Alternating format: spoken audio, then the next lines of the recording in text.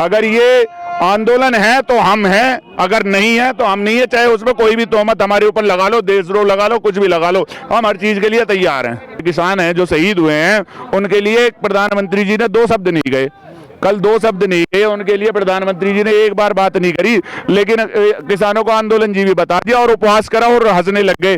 भाई, भारत के इतिहास में मौतों पर ऐसे हंसने वाला प्रधानमंत्री पहला होगा। नमस्कार, हिंद वॉइस में आपका स्वागत है। मैं हूं इकराम, गाजीपुर बॉर्डर पर हूं और एक भाई हमारे साथ मौजूद हैं जो किसान आंदोलन में जुड़े हुए हैं। प्रधानमंत्री ने जिस तरह से राज्यसभा में कल गुलाम नबी आज़ाद की विदाई पर तो रोए, लेकिन किसान आंदोलन को उन्होंने आंदोलन जीवी, परजीवी और ये तक बोल डाला कि जहां आंदोलन होता है ये लोग वहां पहुंच जाते हैं। एक ही तरह के लोग हैं, यानी उन्हें सभी आंदोलन में एक ही लोग नजर आते हैं।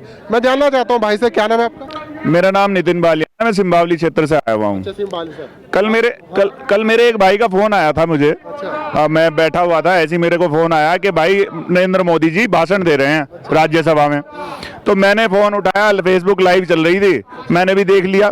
नरेंद्र मोदी जी, मैं सुनता नहीं हूँ नरेंद्र मोदी जी, क्योंकि मुझे उन पर यकीन ही नहीं है। वो भाषण क्या, अब तो झूठ ही बोलते हैं, ज्यादातर सभी बातें झूठ बोलते हैं। लेकिन मैंने कहा, सोचा देखा किसानों के मुद्दे पे कुछ बोलेंगे, तो मैंने कहा सुन लेता हूँ।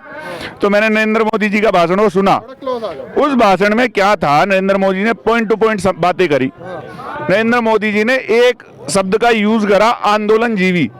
एक नया भाई, और जब भी वो आते हैं भाषण देते हैं कुछ ना कुछ नया लेके आते हैं, तो हमें उम्मीद थी कोई किसानों के लिए कोई नई चीज लेके आएंगे, लेकिन उन्होंने एक किसानों के लिए एक तोहमत लाई, आंदोलन जीवी।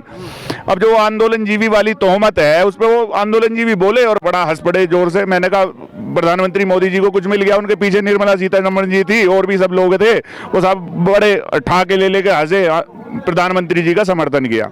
अब आंदोलन जीवी क्या है भाई, हमारे देश में बापू के नाम से मशहूर हैं हमारे राष्ट्रपिता महात्मा गांधी।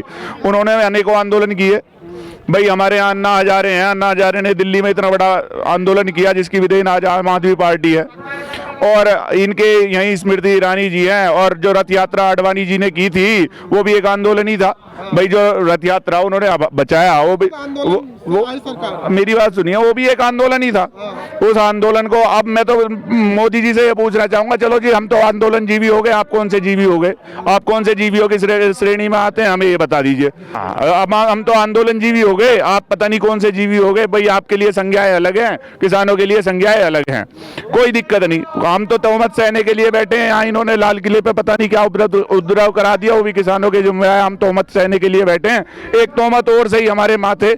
आंदोलन ऐसे ही चलता रहेगा, वो मजबूत रहेगा। जो ये नरेंद्र मोदी जी हमें रोज रोज नई नई बातें सिखा रहे हैं, उससे इस आंदोलन को और मजबूत कर रहे हैं। हमारी दृढ़ शक्ति और ज्यादा मजबूत होती जा रही है। ये नरेंद्र मोदी जी ये ना सोचे हमारा किसानों का वहां मौतों पर उपवास। भाई, ये जो 180 लोग हमारे यहाँ शहीद हुए हैं, अन्य भाई दिल्ली के बहुत से बॉर्डरों पर बैठ बैठ के किसान हैं जो शहीद हुए हैं, उनके लिए प्रधानमंत्री जी ने दो शब्द नहीं कहे, कल दो शब्द नहीं कहे उनके लिए। प्रधानमंत्री जी ने एक बार बात नहीं करी, लेकिन किसानों को आंदोलन जीवी बता दिया और उपवास करा और हंसने लग गए। भाई, भारत के इतिहास में मौतों पर ऐसे हंसने वाला प्रधानमंत्री पहला होगा।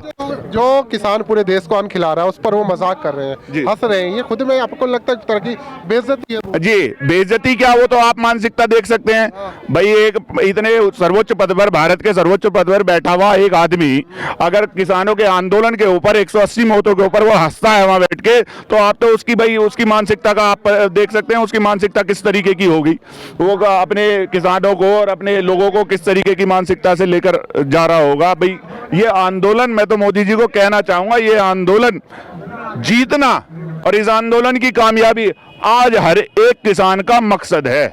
अगर ये आंदोलन है तो हम हैं, अगर नहीं है तो हम नहीं है। चाहे उसमें कोई भी तोहमत हमारे ऊपर लगा लो, देशद्रोह लगा लो, कुछ भी लगा लो, हम हर चीज के लिए तैयार हैं। क्या नाम है? लौकेश राजपूत। कहाँ से आए? बुंदेलखंड महोबा डिस्ट्रिक्ट से। मैं आपसे पूछना चाहता हूँ, जिस तरह से किसान आंदोलन चल रहा है और बीजेपी गवर्नमेंट लगातार टारगेट करती जा रही है, यहाँ तक कि खुद प्रधानमंत्री कह चुके हैं कि ये तो आंदोलन जीवी है, कहीं भी आंदोलन शुरू होता है ये बैठ जाते हैं। ऐसा नहीं है, आप बुंदेलखंड में देखिए, हर साल 4000 किसान आत्महत्या करने के लिए मजबूर है। वहाँ कितनी दयनीय स्थिति है कि लगातार हजारों लोग ट्रेन बस के माध्यम से दिल्ली, गाजियाबाद और तमाम शहरों में पलायन कर रहे हैं और लगातार भूखमरी के कगार पर किसान चला जाता रहा है और सरकार आती रही जाती रही, लेकिन आज तक किसानों के हित में किसी सरकार ने बात नहीं की है। पिछले 4 साल से उत्तर प्रदेश में बीजेपी की गवर्नमेंट चल रही है, 6 साल से लगभग सेंट्रल में गवर्नमेंट चल रही है। ये अपने आप को किसान हितैषी सरकार बताती है, कहती किसानों के आंदोलन दोगुनी कर देंगे, आय दोगुनी कर देंगे, उसके बाद भी किसान सड़कों पर है। सड़कों पर ये सब कागज पर दिखाई दे रहा है, जमीनी हकीकत देखना है तो आप बुंदेलखंड के महोबा, झांसी और बांदा जैसे जिलों में जाइए, जहां पर सिर्फ 2-2 बीघे जमीन, 1 बीघा जमीन है, पूरा परिवार 2 बीघा जमीन के लिए रात दिन मेहनत करता है और पूरी फसल निकलती है उसकी 5000 रुपए, 10,000 रुपए। आदमी मजबूर है वहां का किसान आत्महत्या करने के लिए। क्या कारण है, सरकार क्यों नहीं सहमत? सरकार ओनली जमीन पर काम नहीं करना चाह रही है। ओनली सब डिजिटल की बात करते हैं, डिजिटल इंडिया की बात, स्किल इंडिया की बात, लेकिन रियल में स्किल इंडिया की जगह किल इंडिया होता जा रहा है। किसान यहाँ पर आप देख लिए लाखों किसान सड़कों पर है, क्यों है? यही सच्चाई और ये कृषि जैसे बिल